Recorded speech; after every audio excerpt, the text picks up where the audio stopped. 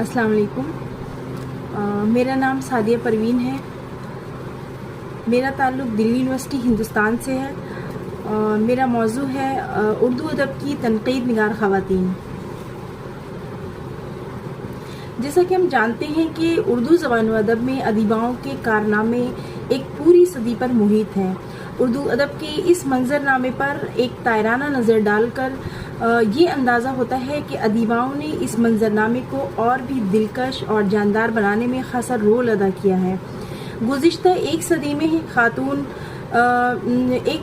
خاتون ناول نگار، افسانہ نگار، مزاح نگار، ڈرامہ نگار، حتیٰ کہ تنقید نگار خواتین نے اردو ادب کی بقا میں اہم رول ادا کیا ہے۔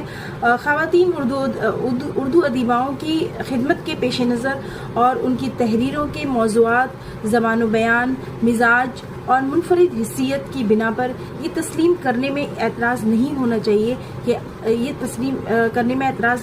چاہیے کہ ادب ایک جداگانہ صورت اختیار کر چکا ہے۔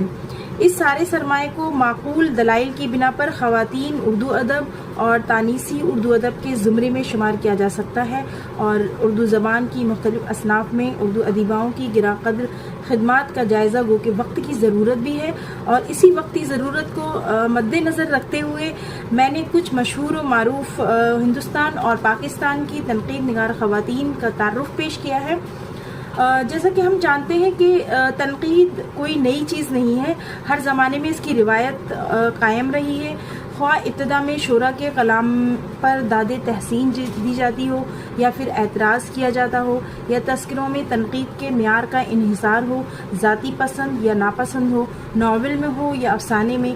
غرض یہ کہ اردو ادب کی ہر صنف میں تنقیدی عناصر موجود رہے ہیں، ان پر تنقیدیں ہوتی رہی ہیں اور نئے نئے نقاد پیدا ہوتے رہے ہیں، اور اس کے تحت مختلف دبستان بھی وجود میں آئے، جیسے عملی تنقید، نظریاتی تنقید، تاثراتی تنقید، جمالیاتی تنقید، رومانی تنقید، مارکسی تنقید، سائنٹیفک تنقید وغیرہ۔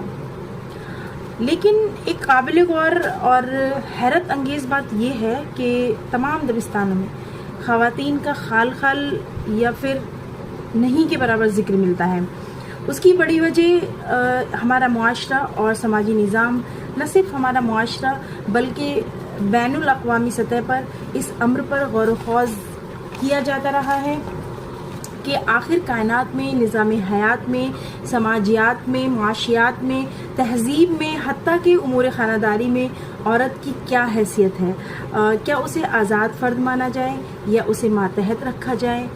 اسے کون کون سے اختیارات دیے جائیں یا بالکل ہی درکنار کر دیا جائے؟ کیا اس کی عملداری کسی حیثیت کی حامل ہے یا اس کی فہم کا اعتراف کرنا مرد کو کم فہم سمجھنے کے مترادف تو نہیں سمجھا جائے کہ عورت کی کارکردگی پر یقین کیا جا سکتا ہے، وغیرہ وغیرہ۔ یہاں تک کہ اگر ہم غور کریں تو دور قدیم سے عورت کی صلاحیت، استطاعت کے بارے میں دیگر فلسفیوں کی رائے کچھ بہتر نہ تھی۔ عورت کے تعلق سے پہلی رائے یونان کے مشہور مفکر ارسطو نے پیش کی۔ اس کا خیال ہے کہ عورت کی پیدائش محکومیت کے لیے ہوتی ہے، اس کا کام مرد کی تابعداری ہے۔ وہ اپنی کتاب پالیٹکس میں لکھتا ہے کہ سماج ابتدا سے ہی پیدلی نظام کا پروردہ رہا، اس نے ہمیشہ عورت کے ساتھ ناانصافی برتی، قدم قدم پر عورت کا استحصال کیا۔ یہ بھی لکھا ہے the courage of men is shown is commanding of women in obeying۔ Thomas Aquinas نے ارسطو کے نظریے کی تائید کی اور اس کا کہنا تھا کہ عورت مرد کے مقابلے میں کمتر ہے، جبکہ مرد اس سے زیادہ طاقتور ہے۔ چونکہ عورتیں گناہ کا سبب بنتی ہیں، اس لیے سماج میں انہیں محکوم کی حیثیت سے رہنا پڑتا ہے۔ ایک دوسری جگہ دیکھتے ہیں ہم، فرانسیسی مفکر روسو بھی عورتوں کے متعلق دقیانوسی سوچ رکھتا تھا۔ کہتا ہے کہ عورتوں کا محکوم ہونا فطری ہے، وہ محکوم اس لیے ہیں کہ وہ ماں ہیں اور وہ مرد کے بغیر اولاد پیدا نہیں کر سکتی، یہی وجہ ہے کہ وہ سماج میں ثانوی حیثیت رکھتی ہیں۔ دوسری جگہ لکھتے ہیں کہ she must be modest, devoted, retiring, she should have the witness not only of the good conscious conscience but of a good reputation. Hindustan, اس کے علاوہ ہندوستان جیسے قدیم ترین مہذب ملک میں جہاں دیوتاؤں کے ساتھ ساتھ دیویوں کی پوجا کی جاتی ہے، اپنے وقت کے مشہور قواعدہ منو اسمرتی کے خالق منو عورتوں کو ہمیشہ زیر نگی دیکھنا چاہتے ہیں۔ ان کا کہنا ہے کہ ایک عورت کا بچپن میں باپ، جوانی میں شوہر اور شوہر کے مرنے کے بعد بیٹا کا محکوم ہونا ضروری ہوتا ہے، وہ کبھی آزاد نہیں ہو سکتی۔ جب ہم دیکھتے ہیں کہ جب مفکرین اس طرح کے خیالات کے مالک ہیں تو عام آدمی سے کیا توقع کی جا سکتی ہے؟ بس اسی جہالت نے ہمیشہ عورت کے ساتھ ناانصافی کا سلوک کیا، قدم قدم پر استحصال کیا اور اس میں پنہا لامحدود نسائی شعور کو نہ کبھی سراہا اور نہ ہی اس کی نسائی کارکردگیوں کو کبھی اہمیت دی۔ حالانکہ ہم دیکھتے ہیں کہ خواتین کا تخلیقی سفر اس وقت شروع ہو گیا تھا جب دکن میں قلی قطب شاہ گزرے، تو وہیں دکن میں پہلی دیوانی شاعرہ محلقہ بائی چندہ بھی گزری، لیکن اس کو مجالس، مشاعرے، اجتماع میں شرکت کرنے کی آزادی نہ تھی۔ جب بھی اسے لکھنے کی آشائش ملی تو کبھی فرضی مردانہ نام سے لکھا، کبھی اپنے والد، شوہر، بچیوں کے نام سے اپنی علمیت کا اظہار کیا۔ جب خود کے قلمی نام سے لکھا تو بحیثیت عورت پس پش ڈال دیا اور نہ اس کی ستائش کی، نہ اس کی قدر و قیمت تعین کی۔ اس نسائی شعور نے ایک دن یہ سوال کر دیا کہ آخر ایسا کیوں، اور اس کیوں نے ان جوابات کی طرف ایک اہل نظر کی توجہ مرکوز کرائی۔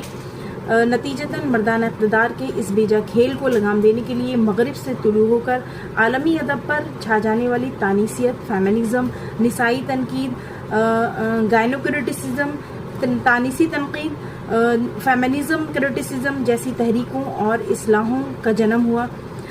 چونکہ تانیثیت ایک تحریک ہے، ایک ایسی تحریک ہے جو معاشرے میں عورت کے ساتھ ہو رہی ناانصافی کے خلاف آواز بلند کرتی ہے۔ وہ اس چیز کا مطالبہ کرتی ہے کہ عورت کو بھی ایک آزاد فرد کی طرح بلا تخصیص جنس اپنی شخصیت آپ بنانے، اپنی تخلیق اور اپنی تخلیق پر غیر جانبدارانہ تنقید کیے جانے کا حق ہے، اور یہ مطالبات ان ابتدائی کوششوں کا نتیجہ تھے جو سیاسی اور سماجی اعتبار سے 19ویں صدی کے اواخر میں خواتین کے حقوق کی تحریک کے طور پر ابھرے، اور اسی تانیثیت کے تحت تانیثی تنقید اسی تحریک کے بطن میں پل رہی تھی، اور یہ باقاعدہ طور پر جو ہے 1960 میں کے بعد وجود میں آتی ہے، اور اس کا وجود 2000 میں منظر عام پر آیا اور 2010 تک اس میں بحث و مباحث کا دخل رہا۔ اور جہاں تک ہم دیکھتے ہیں کہ تانیثی تنقید کا تعلق تانیثیت کی نظریاتی اور عملی تحریک سے ہے۔ عملی طور پر اگر دیکھا جائے تو احتجاج کی شکل میں خواتین کے حقوق کی حمایت کرتی ہے۔ عورت کی اپنی تخلیق، اپنی ذات، اپنی روح، اپنا وجود، اپنی آواز، اپنا ظاہر، اپنا باطن، اپنا اسلوب، اپنا لہجہ اور اپنی نسائی ساخت کو، اپنی لسانی ساخت کو ایک نئی پہچان دلانا چاہتی ہے۔ اس کے علاوہ متون میں عورت کے لیے جو تعصبات اور مفروضات رائج ہیں، عورت ان کو پرکھ کر یہ دیکھنا چاہتی ہے کہ اس کے تنقیدی شعور سے کس طرح بالغ ہے۔ مگر جب ہم نظریاتی طور پر دیکھتے ہیں تو اس کا تعلق ادب سے منسلک ہونے پر اس میں کئی ایسے اصول و ضوابط کی پاسداری کا خیال کیا جاتا ہے کہ ایسا ادب جس میں عورت کے حقوق کے لیے کہیں بھی کوئی آواز بلند ہوگی، خواہ وہ مردوں کی جانب سے ہو یا عورتوں کی جانب سے ہو۔ اس میں الگ الگ اختلافات ہیں، ایک طبقہ کچھ اور کہتا ہے اور دوسرا طبقہ کچھ اور، خیر اس کے لیے ایک لمبی بحث درکار ہے۔ تو تانیثی تنقید، لیکن ہم یہ دیکھتے ہیں کہ تانیثی تنقید کے وجود میں آنے کے بعد سب سے بڑا فائدہ یہ ہوا کہ تعلیم یافتہ عورتوں اور روشن خیال مردوں نے مل کر ایک ایسا ادب ترتیب دیا جس میں ہر ادبی صنف میں عورت کے ذریعے بھی اور مرد کے ذریعے بھی اور عورت کے ذریعے بھی ایسی تخلیقات اور ایسی تحریریں وجود میں آئیں جس میں عورتوں کے سماج، سیاست، ثقافت اور زندگی کے دیگر شعبوں میں آزادی کا مطالبہ کیا گیا۔ مثال کے طور پر ہم دیکھتے ہیں ہندوستان کے پروفیسر عتیق اللہ صاحب، جن کو تانیثی تنقید کا سب سے قدر شناس اور باوقار نقاد تسلیم کیا جاتا ہے وہ رقم طراز ہیں۔ خواتین کے کہتے ہیں کہ خواتین کے ادب، اسالیب، افکار کی دریافت کرنا، خواتین کے ذریعے تشکیل کردہ کرداروں کا بطور ایک فرد نفسیاتی تجزیہ کرنا اور خواتین کی تمام تخلیقات کو منظر عام پر لانا تانیسی تنقید کا اہم فریضہ ہے۔ پروفیسر عتیق اللہ صاحب کے بعد جید نقاد شمس الرحمان فاروقی نے بھی تانیسی تنقید کے بارے میں کہا کہ جو متون مردوں نے بنائے ہیں ان میں عورتوں کے خلاف شعوری اور غیر شعوری تعصب ضرور پایا جاتا ہے، اور دوسری جگہ بھی لکھتے ہیں کہ مردوں کے بنائے ہوئے متون کا مطالبہ اس طرح کیا جائے کہ ان کو وہ اہمیت مل سکے جس کی وہ مستحق ہیں اور انہیں اب تک نہیں مل سکی ہے۔ شمس الرحمان فاروقی کے نزدیک تانیسی تنقید کے تحت اول فریضہ یہ مانا گیا کہ سب سے پہلے عورت کو بذات ایک عورت کے مقام حاصل ہو اور یہ مقام ادب میں حاصل ہو۔ اس کے علاوہ ماہر نقاد آمنہ تحسین جنہوں نے تانیسی تنقید کے حوالے سے بحث کی ہے کہ اول یہ کہ گزری صدیوں میں یعنی تاریخ اور تہذیب میں عورت کی شخصیت کو کس طرح مسخ کیا گیا اور مرد اساس معاشرے میں تخلیق کیے گئے ادب میں اس کی شناخت کس طرح قائم کی گئی۔ کوٹ آمنہ تحسین کے نزدیک بھی مردوں کے متون میں عورت کو جس طرح پیش کیا گیا کہ اس کا دوبارہ جائزہ لیا جائے۔ اس کے علاوہ ایک دوسرے نقاد اردو ادب کے ایک باوقار اور قداور نقاد گوپی چند نارنگ کے نزدیک بھی قدیم متون کا جائزہ لے کر عورت کو ادب میں اصل مقام دلانا اور متون کا تعین کرنا اہم فریضہ قرار دیا گیا۔ ہم دیکھتے ہیں غرض یہ کہ عورت اردو ادب کی نمائندگی کرنے والے دور حاضر کے عہد ساز ناقدین نے تانیسیت، تانیسی ادب، تانیسی تنقید اور نسائی تنقید جیسی اصطلاحات میں گہری دلچسپی لی اور خواتین کے حقوق کی نشاندہی کی کر کے ان کے ادب و شعور کے بارے میں بلاگ مشورے بھی دیے اور نسائی حقوق کی طرفداری کر کے ان کی تحریروں کے تعین قدر کے مسئلے کو بھی حل کرنے کی کامیاب کوشش کی۔ نتیجتاً اردو میں تانیسی تنقید کا در واہ ہوا۔ دراصل 1950 کے دور میں تحقیقی اور تنقیدی سرمایہ میں خواتین قلمکاروں کا نام نہ کے برابر نظر آتا ہے، اور 1950 کے بعد خواتین کے ادب میں سازگار حالات رونما ہونے لگے اور دھیرے دھیرے تنقیدی افق پر خواتین نے نہ صرف ابھی شمولیت درج کی بلکہ ادب میں بیش بہا اضافے بھی کیے، اور اس بیش بہا قیمتی سرمایہ کا مختصر ترین ذکر ذیل میں کیا جا رہا ہے۔ جیسے صدیقہ ارمان نے کلیات مومن لکھا، حبیبہ بیگم نے کلیات عیشی، عصمت ملیح آبادی نے کلیات جوش اور عطیہ نشاط نے انتخاب چک بست، قیصر جہاں نے اردو گیت 1857 سے 1986 تک، ادا جعفری نے کلاسیکی شعراء کی غزلیات کا انتخاب، غزل نما صالحہ عابدین نے انیس کے مرثیے، فہمیدہ بیگم نے اردو مثنوی کا انتخاب، رضیہ حامد اور شبانہ نذیر نے اوپیر گیت، حمیدہ سلطان نے جگن ناتھ آزاد، صغرا مہدی نے اکبر الہوادی کی شاعری کا تنقیدی مطالعہ، عشرت جہاں ہاشمی نے کلام طنز کا تہذیبی مطالعہ، صادقہ نواب سحر نے شاعری کے تناظر میں، ثروت خان نے میر شخصیت و فن، افتخار بیگم صدیقی نے دیوان شاکر ناجی، فرحت فاطمہ نے دیوان یقین دہلوی، ارجمند آرا جو کہ ابھی دلی یونیورسٹی میں اپنی سرگرمیاں انجام دے رہی ہیں، دیوان بیان مرتب کیا، رفت سلطانہ نے بشیر بدر، نفیس فاطمہ نے دیوان یقین دہلوی، وسیم بیگم نے کلیات عارف پر اپنے تحقیقی اور تنقیدی زاویے پیش کیے۔ یہ وہ تمام خواتین ہیں جنہوں نے شاعر کے مختلف زاویوں کو مع شاعری کے تنقیدی مطالعہ پیش کرنے کی کوشش کی، ان کتب کا مطالعہ کیا جو کیا جائے تو اندازہ ہوتا ہے کہ تحقیق کا ایک مکمل حصہ اردو تحقیق و تنقید سے یکسر محروم کر دیا گیا۔ ایسا نہیں ہے کہ خواتین نے صرف مخصوص شاعروں پر ہی اپنی تنقیدی صلاحیتوں کو پیش نظر رکھا، بلکہ شاعری کی مختلف اصناف پر اپنا گہرا تنقیدی زاویہ بھی پیش کیا۔ شاعری کو کس طرح ہونا چاہیے اور ہماری شاعری کس سمت کی جانب گامزن ہے، اس کا گہرا مشاہدہ خواتین کے یہاں ملتا ہے۔ عظمیٰ فرمان فاروقی کہتی ہیں، اپنی کتاب میں کہتی ہیں، خواتین اہل قلم کی تحقیق و تنقیدی توجہ عموماً شعری تخلیقی شعبوں خصوصاً ناول، نثری تخلیقی شعبوں خصوصاً ناول، افسانہ اور شاعری وغیرہ پر مرکوز رہی، لیکن خواتین کے سارے کاموں کا جائزہ لینے سے پتہ چلتا ہے کہ وہ شعر و ادب کے دوسرے شعبوں اور ان سے متعلق تحریکوں، اداروں اور تاریخوں کا جائزہ لینے سے غافل نہیں رہی، بلکہ خواتین ہونے کے ناطے بہت سی مشکلات سے دوچار ہونے کے باوجود انہوں نے اس طرح خاصی توجہ کی علمی اداروں، تحریکوں، مختلف ادواروں، مختلف علاقوں کے اردو ادب کو بھی تحقیق و تنقید کے لیے منتخب کیا۔ غرض یہ کہ خواتین اردو علم و ادب کے میدان میں اپنی خود کی ذات کے تعین قدر کی بے راہ روائی سے بے نیاز ہو کر بڑی سنجیدگی سے اپنی نسائی تنقیدی شعور سے ادب کی آبیاری میں لگاتار کوشش کے ساتھ میدان میں موجود رہی ہیں۔ 1960 کے بعد تنقید کے میدان میں خواتین اور تیزی کے ساتھ آگے آئیں، اور ہم کچھ نام ہیں جیسے کہ ہم مختصر کچھ خواتین کا یہاں پہ ذکر کریں گے جو ان کی خدمات اور ان کے ناقد ہونے کی ثبوت دیں گے۔ جیسے سب سے پہلا نام ہے بیگم شائستہ اکرام، میمونہ انصاری، رفیہ سلطانہ، سیدہ جعفر، ثریا جبی، طیبہ خاتون، ممتاز شیری، ثریا حسن وغیرہ وغیرہ۔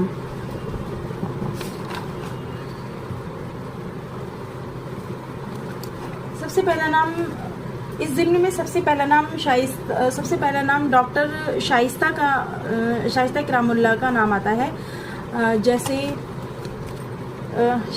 ڈاکٹر شائستہ اکرام اللہ، یہ 1915 میں پیدا ہوئی اور 2000 میں وفات پا گئی۔ کلکتہ اور پاکستان سے ان کا تعلق رہا ہے۔ اردو کی نامور مصنفہ، تحقیق و تنقید نگار تھیں جنہوں نے لندن یونیورسٹی سے 1940 میں اردو ناول اور افسانہ نگاری پر اپنا تحقیقی مقالہ لکھا، جس پر انہوں نے پاکستان کے نشان امتیاز جیسے اعزاز سے سرفراز کیا، اور ان کا مقالہ 1940 میں A Critic Survey of Development of the Novel and short stories شائع ہوا، اور یہ مقالہ اس وقت لکھا جب ناول اور افسانے پر کوئی بنیادی کتاب یا تحریر منظریاب پر نہیں آئی تھی۔ پھر یہ تحقیق کی پہلی اور موضوع کے لحاظ سے اردو ادب کی پہلی کاوش تھی۔ شائستہ اکرام اللہ کی اس تنقیدی کتاب میں تنقید کے مختلف رجحانات، تاثراتی، نفسیاتی، عمرانی، تاریخی نظریات کی نشاندہی ملتی ہے، اور خواتین ناول نگار اور افسانہ نگاری کے ضمن میں اس کا نظریہ تعین قدر کے تحت خواتین کے متعلق تانیسی تنقید کے وجودی اور روشن خیال نظریے کے قریب تر نظر آتا ہے۔ ان کی اہم تصانیف کوشش ناتمام، دلی کی خواتین کی کہاوتیں، محاورے، پردے سے پارلیمنٹ تک، letter to Nina, behind the mail. اس کے بعد دوسری خاتون کا ہم ذکر کرتے ہیں، ممتاز شیری۔ 1924 آندھرا پردیش میں ان کی پیدائش ہوئی اور 1973 اسلام آباد پاکستان میں ان کی وفات ہوئی۔ ممتاز شیری اردو کی صف اول کی تنقید نگار، بالخصوص فکشن نقاد ہیں۔ اردو افسانے پر ان کی گہری وسعت اور مشاہدہ تھا۔ اسی تخلیقی عمل نے ان کے ناوقہ تنقیدی صلاحیتوں کی فضا کو ہموار کیا۔ یوں تو ان کی متعدد تصانیف ہیں، اپنی نگریہ، میگ ملہار، پاپ کی نگری۔ تنقیدی تصانیف میں منٹو نوری ناری، تنقید کا تنوع، ناول اور افسانے، مغربی افسانے کا اثر اردو افسانے پر، شیریں کتھا وغیرہ وغیرہ عمدہ مثالیں ہیں۔ لیکن ممتاز شیری کی تنقید کا اہم وصف ان کا مشرق و مغرب کا تقابلی مطالعہ تھا۔ محمد حسن عسکری نے کہا ہے، پہلی کتاب کے دیواچے میں ممتاز شیری کی ناقدانہ صلاحیت اور حقیقت کا اعتراف اس طرح کیا ہے کہ ممتاز شیری اردو کے ان چند لکھنے والیوں میں سے ایک ہیں جن کی تاریخ ہی ان کی شہرت سے شروع ہوتی ہے، اور انہوں نے لکھا کہ اردو میں کوٹ ہے یہ ان کا، وہ کہتے ہیں کہ اردو میں یہ بالکل نئی بات تھی کہ ایک ادیبہ نہ صرف افسانے ہی بلکہ معقول قسم کی تنقید بھی لکھ سکتی ہو۔ خیر عورتوں کا ذکر ہی کیا، عورتوں نے تو ابھی تنقید کی طرف توجہ ہی نہیں کی۔ خود مردوں میں بھی جو لوگ تنقید لکھتے ہیں، عورتوں نے ابھی تنقید کی طرف توجہ نہیں کی، خود مردوں میں بھی جو لوگ تنقید لکھتے ہیں ان میں بھی چند ہی آدمی ایسے ہوں گے جن کا مطالعہ ممتاز شیریں کے برابر ہوگا۔ اردو تنقید کی ممتاز نقاد ممتاز شیریں کی عظمت کا اعتراف نہ صرف محمد حسن عسکری جیسے نقاد نے کیے بلکہ آصف فروخی اور وارث علوی، وہاب اشرفی، ارتضیٰ کریم، علی احمد فاطمی، سلیم شہزاد نے بھی کی ہے۔ وارث علوی جیسا بے باک اور اعتدال پسند انسان اس بات کا اعتراف کرتا ہے کہ اردو فکشن کی تنقید کا باقاعدہ آغاز ممتاز شیریں سے ہوتا ہے۔ ممتاز شیریں دراصل ایک تخلیقی نقاد تھی، مگر تخلیقیت کے اثرات میں بھی ان کے یہاں تاثراتی تنقید کا فقدان ملتا ہے۔ وہ ایک عملی نقاد تھی اور ساتھ ہی ایک نظریاتی نقاد بھی، اور ان کی توجہ کا مرکز زیادہ تر فکشن کی تنقید رہا۔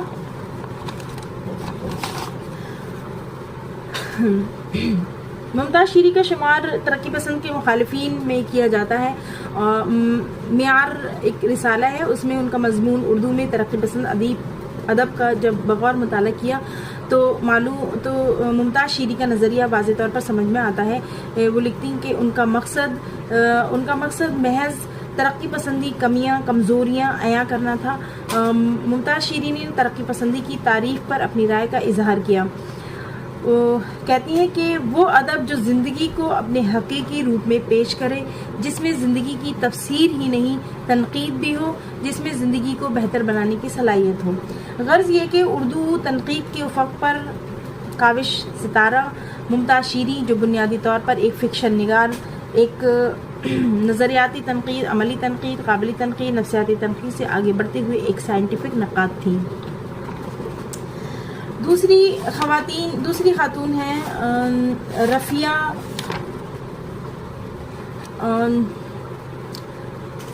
رفیہ شبنم عابدی۔ ممتاز شیریں کے بعد تنقید کے میدان میں سب سے معتبر نام سیدہ جعفر اور رفیہ شبنم عابدی کا لیا جاتا ہے۔ کہتے ہیں کہ مصنفہ ایک باکمال شاعرہ ہیں، مگر ان کی تنقید کو وہ شہرت اور مرتبہ حاصل نہیں ہوا جس کی وہ حقدار تھی۔ رفیہ سلطانہ کی 2 درجن سے زیادہ تصانیف منظر عام پر آ چکی ہیں۔ شعری مجموعے میں موسم بھیگی آنکھوں کا، اگلی رت کے آنے تک وغیرہ وغیرہ موجود ہیں۔ رفیہ شبنم اپنی تنقیدی صلاحیت ان کہانیوں اور کردار میں جاں پھونک دیتی ہیں جنہیں تخلیق کار اور تنقید نگار پس پش ڈھکیل دیتے ہیں۔ عظیم بیگ چغتائی کا تنقیدی تجزیہ پیش کرتے ہوئے لکھتی ہیں کہ عظیم بیگ چغتائی عصمت چغتائی دوزخی لکھ کر بھی انہیں دوزخی ثابت نہ کر سکی، اور پڑھنے والے اس دوزخی سے نفرت نہ کر سکے، بلکہ زندگی میں جتنی نفرتیں بھی عظیم بیگ کو ملی تھیں، شاید مرتے مرتے وہ اتنی ہمدردیاں سمیٹ لے گئے، انہیں اپنی ہمدردیوں پر یقین تھا اور اپنے پر اعتماد۔ مجموعی طور پر رفیہ شبنم عابدی کو نفسیاتی نقاد کہا جاتا ہے۔ تنقید میں وہ کہانیوں، کرداروں، فنکاروں کو موضوع بحث بناتی ہیں۔ رفیہ عابدی نے ان شاعروں اور فنکاروں کو موضوع بحث بنایا جن پر کثیر التعداد نے نہیں لکھا گیا یا پھر حد درجہ موضوع بحث رہے۔ عظیم بیگ چغتائی جیسے عظیم بیگ چغتائی، بہادر شاہ ظفر، ساحل لدھیانوی، ندا فاضلی، ادا جعفری، ان کی تنقید نے اپنی ناقدانہ فرض شناسی کا عمدہ نمونہ پیش کیا۔ رفیہ شبنم عابدی کسی مخصوص نظریے کی حامی نظر نہیں آتی ہیں۔ ابتدا میں وہ ترقی پسند نظریے سے وابستہ رہی اور ترقی پسند شاعروں اور فنکاروں کا اشتراکی نقطہ نظر سے تنقیدی جائزہ بھی لیا، اور جب جدیدیت کی ابتدا ہوئی تو انہوں نے اس خیال کی پذیرائی کی۔ غرض یہ کہ رفیہ شبنم عابدی اپنے عہد کی ایک ممتاز نقاد کی حیثیت سے سرفراز ہیں۔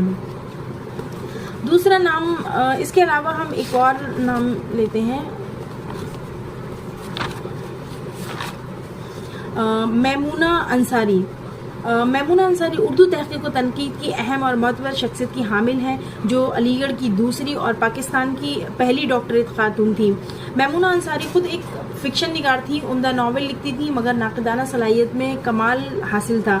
اردو کے کلاسیکی ادب میں میمونہ انصاری کا تحقیقی و تنقیدی مقالہ مرزا ہادی رسوا، لکھنؤ حیات اور ادبی کارنامے اپنے آپ میں ایک مثال ہے۔ اس کے علاوہ رسوا ایک مطالعہ اردو کا کلاسیکی ادب، طرح دارالعلوندی، منشی سجاد حسین لکھنوی، راہ سراب کے تنہا مسافر، انیس ایک مطالعہ، تنقیدی رویے وغیرہ وغیرہ، جس میں میمونہ انصاری کا تحقیق و تنقیدی شعور نہایت جامع اور متوازن نظر آتا ہے۔ میمونہ انصاری کی تنقید نہایت عمدہ ہے، جس سے ان کے تنقیدی شعور پر بھی روشنی پڑتی ہے۔ جیسے جیسے یہ قصہ زمانے کے قریب لکھے جا رہے تھے، ان کے اندر ہلکا ہلکا احساس کروٹیں لیتا ہوا محسوس ہوتا جا رہا تھا۔ باغ و بہار کا اسلوب داستان امیر حمزہ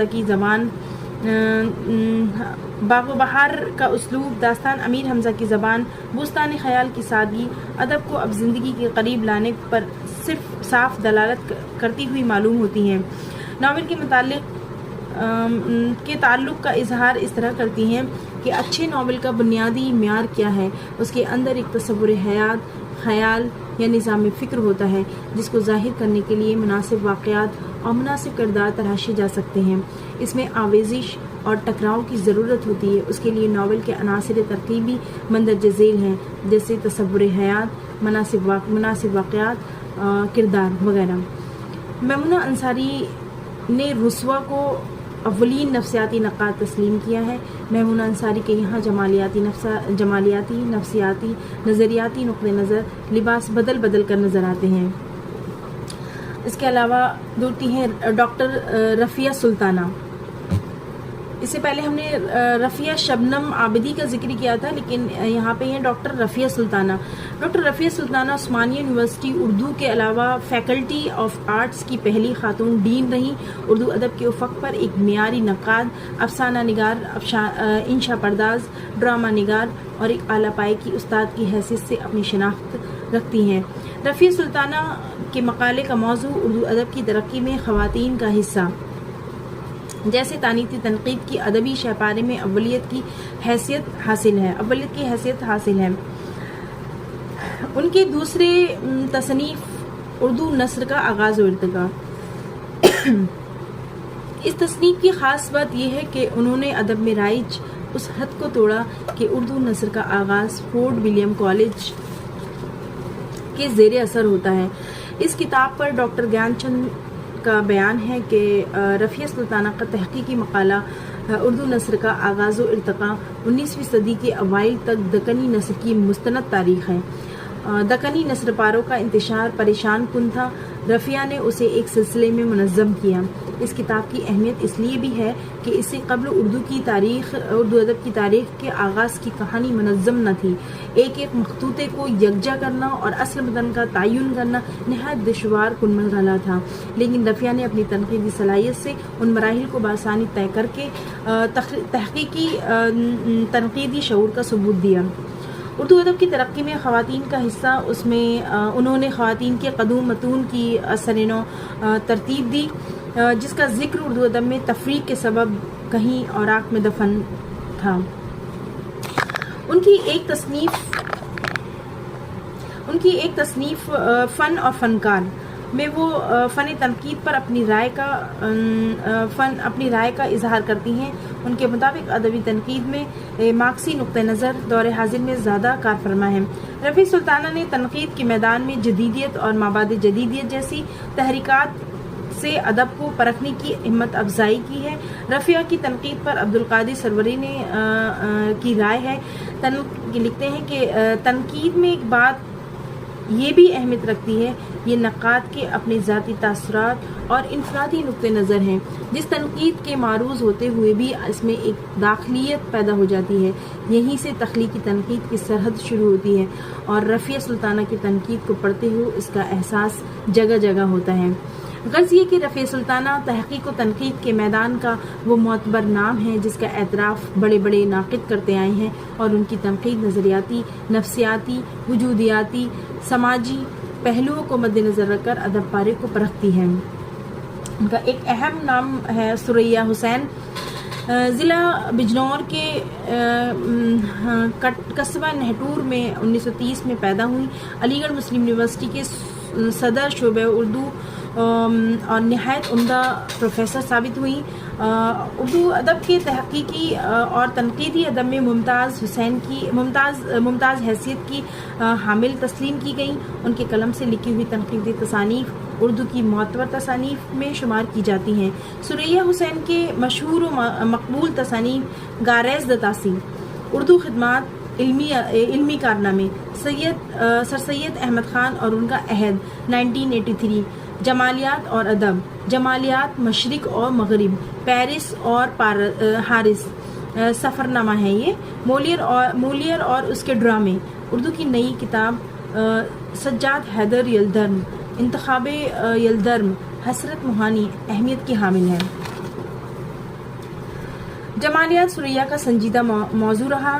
اس موضوع پر ان کی 2 تصانیف منظر عام پر آئیں، جمالیات اور ادب، جمالیات مشرق و مغرب۔ ثریا حسین نے اپنی اس کتاب میں تمام جمالیاتی ادیب و نقاد کا وسیع مطالعہ کیا اور اس مطالعے میں 19ویں صدی اور 20ویں صدی کے جمالیات نگار شامل ہیں۔ شبلی، نعمانی، آزاد، شرر ان کے نزدیک جمالیاتی نقاد ہیں۔ شبلی کی تنقید پر ثریا کی تنقید ملاحظہ ہو۔ شبلی کے جذبہ قومی اور خیالات کے اظہار میں انفرادیت ہے۔ وہ حسن کے پرستار، مشرقیت کے دلدادہ ہیں۔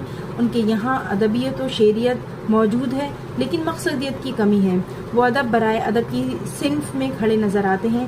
شعر العجم اور موازنہ انیس و دبیر میں ان کی تنقید تاثراتی ہے۔ ذاتی طور پر مصنفہ کا تنقیدی رجحان جمالیاتی تنقید کے نزدیک رہا، مگر سر سید کے متعلق ان کی تنقید سماجی، نفسیاتی اور تاثراتی انداز فکر رکھتی ہے۔ تانیثیت سے متعلق نظریات میں وہ سماجی اور ثقافتی فکر کے تحت عورت کے مسائل کو تلاش کرتی نظر آتی ہیں۔ ایک دوسرا نام ہے ساجدہ زیدی۔ 1926 میں پانی پت میں پیدا ہوئی اور 2011 میں ان کا انتقال یہ وفات پا گئیں۔ ساجدہ زیدی اردو ادب کے افق میں ایک بلند پایہ شاعرہ، ادیبہ، دانشور، تحقیق و تنقید نگار کے طور پر اپنی شناخت درج کرا چکی ہیں۔ بنیادی طور پر انہوں نے تنقید کو اپنا میدان نہیں بنایا، مگر تنقیدی مضامین میں ان کے تنقیدی فکر و شعور کی بالیدگی کو بآسانی دیکھا جا سکتا ہے۔ ساجدہ زیدی کو فلسفیانہ اور نفسیاتی نقاد کی فہرست میں شمار کیا جا سکتا ہے۔ تنقید کے متعلق ان کی نظریاتی تنقید کا ایک نمونہ پیش ہے۔ نقد و نظریے کا معاملہ بھی عجیب ہے، اس سے مضر بھی نہیں اور فی زمانہ اس سے کچھ حاصل بھی نہیں کہ معیاری اور دیانتدارانہ عملی تنقید شاعر اور قاری کے درمیان رابطہ قائم کرتی ہے۔ اگر ہمارے معاشرے میں یہ نیک کام ہوتا بھی ہے تو شاعر کے اس دار فانی سے کوچ کر جانے کے بعد ہوتا ہے۔ عموماً تو تنقید کچھ ایسی افراط و تفریق سے ملوث ہوتی ہے۔ اور اس کے علاوہ تلاش بصیرت ساجدہ زیدی کا خالص تنقیدی مجموعہ ہے جو 1991 میں شائع ہوا۔ اس کتاب میں مصنفہ کے 8 مضامین شامل ہیں۔ اس میں سب سے اہم مقالہ اردو فکشن کی تنقید اور ان کے تناظرات ہیں، جہاں فکشن کی تنقید پر مغربی ادب کے حوالے سے روشنی ڈالی گئی ہے، اور وہ ادب ہو یا نقد ادب، کسی بھی تحریک سانچے خانوں میں یہ درجاتی تقسیم کی قائل نہیں ہے۔ وہ ادب کو محض ادب تصور کرتی ہیں، وہ تنقید کو محض تنقید۔ ساجدہ زیدی نے کسی بھی فن پارے، عہد یا فن کو خالص فلسفی، وجود اور نفسیاتی طریقہ کار سے دیکھا ہے۔ انہوں نے انیس کے مرثیے کو نفسیاتی تنقید کے فلسفے سے دیکھا ہے۔ انیس کے مرثیے کی خلقت اور ان کے شعور اور لاشعور کی انتہا کو مانتا ہے۔ انیس کے متعلق وہ لکھتی ہے: انیس قادر الکلامی اور وسیع النظری، پس ساختگی اور روانی و عمیق مشاہدے اور بے پناہ وابستگی اور اقدار عالیہ کے غیر معمولی شعور اور لاشعور ادراک کا عطیہ ہے۔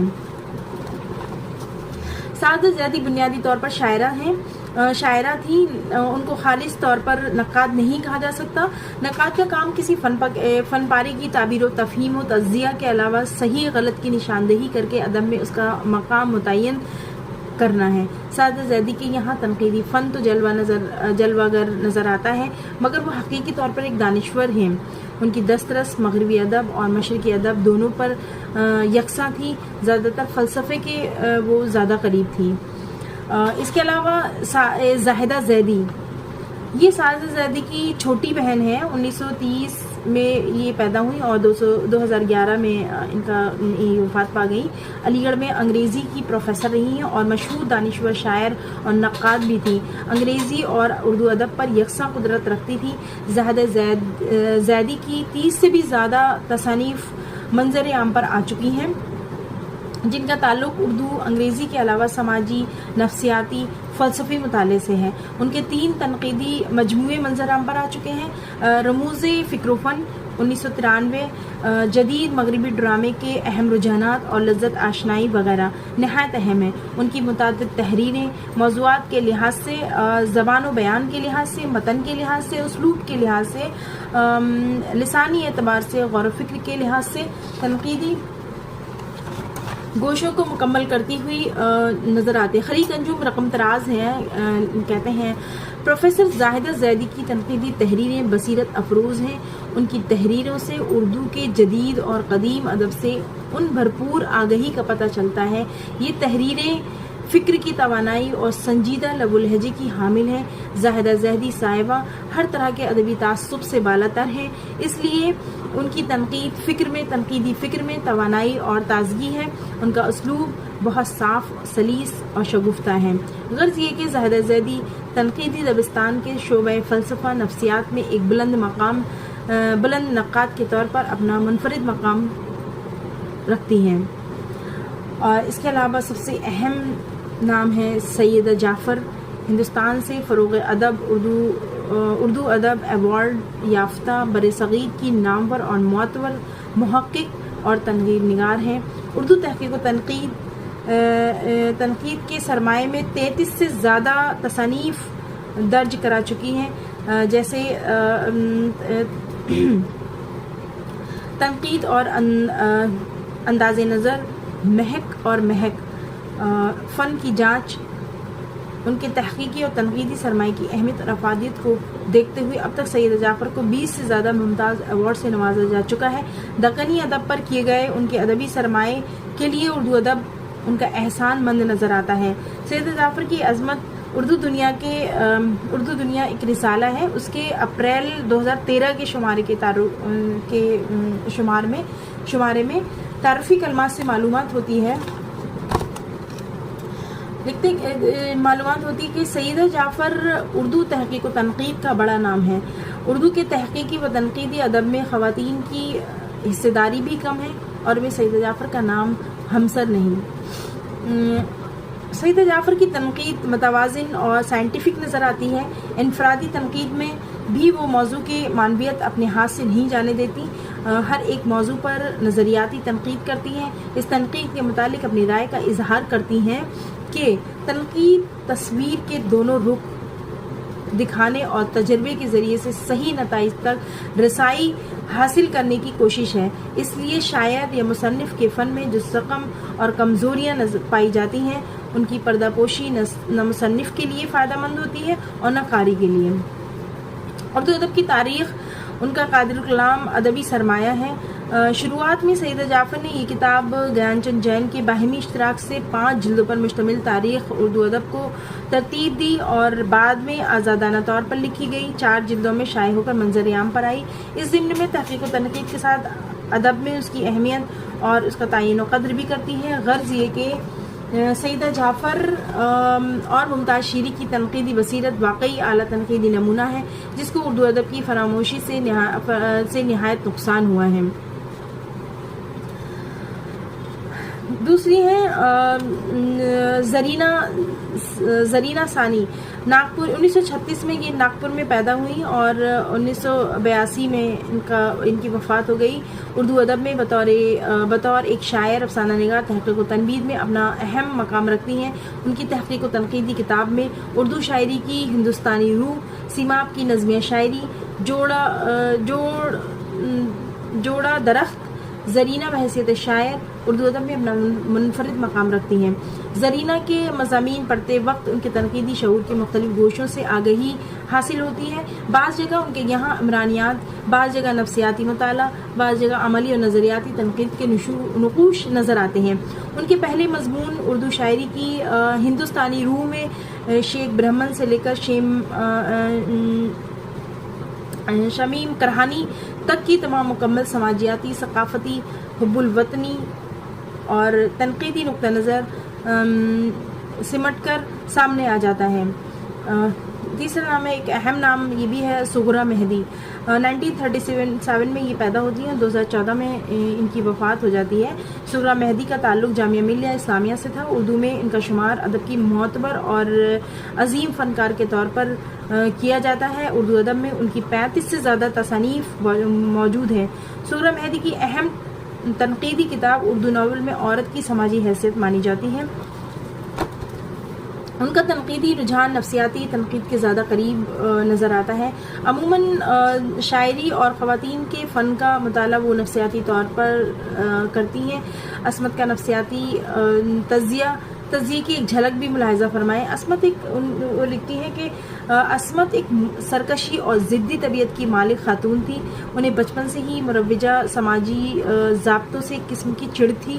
ان کو توڑنے کی شدید خواہش رکھتی تھی اور رشید جہاں اور ترقی پسند تحریک نے انہیں راہ دکھائی اور وہ بہت جرأت اور خود اعتمادی کے ساتھ بقول قرۃ العین حیدر ڈنڈا سنبھالے افسانے کے میدان میں اتری.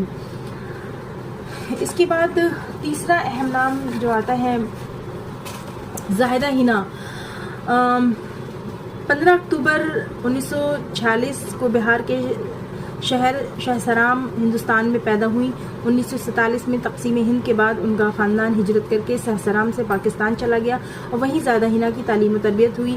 ان کی شادی مشہور و معروف شاعر جون ایلیا سے ہوئی. زاہدہ حنا کے 4 افسانوی مجموعوں قیدی سانس لیتا ہے، راہ میں اجل، تتلیاں ڈھونڈنے والی رقص بسمل، ایک ناول نہ جنوں رہا نہ پری رہی، 2 ناول درد کا شجر اور درد آشوب منظر عام پر آ چکے ہیں. زاہدہ حنا کی بیشتر کہانیوں کے موضوعات تانیسی فکر و احساسات کے مالک ہیں. زاہدہ حنا کے مضامین کا مجموعہ عورت زندگی کا زندہ کے عنوان سے 2006 میں منظر عام پر آیا. مختلف اوقات میں لکھے گئے. انہوں نے اپنے مضامین کے ذریعے عورتوں پر ہو رہے ظلم و ستم کے خلاف آواز بلند کی. اس کے علاوہ انہوں نے عورتوں کی تخلیقات کے جو تجزیے پیش کیے ہیں وہ تانیسیت کی عمدہ مثال ہیں. اس کتاب کے علاوہ ان کے متعدد مضامین رسائل میں بھی شائع ہوئے ہیں.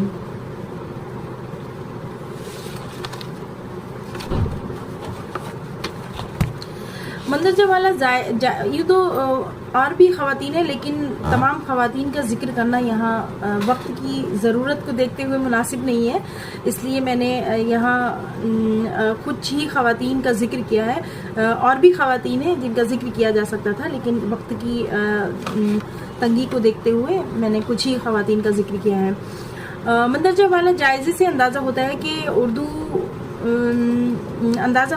تحقیق و تنقید کے میدان بھی خواتین ناقدین سے اتناہی پر ہے جتنا تخلیقی تصانیف سے ہے. تنقید ادب میں اتنی بڑی تعداد میں خواتین کا تنقید کا ذخیرہ ہونے کے باوجود خواتین کی خدمت کو نظر انداز کیا گیا. عظمیٰ فاروقی کہتی ہیں، عظمیٰ فاروقی ان پہلوؤں کی تصدیق کرتی نظر آتی ہیں. تحقیق و تنقید کو عموماً خواتین کا میدان نہیں سمجھا جاتا، چونکہ انفرادی طور پر چند خواتین کی اہمیت کو تسلیم تو کیا گیا، لیکن بحیثیت مجموعی خواتین کے کام کو سنجیدگی سے نہیں لیا جاتا.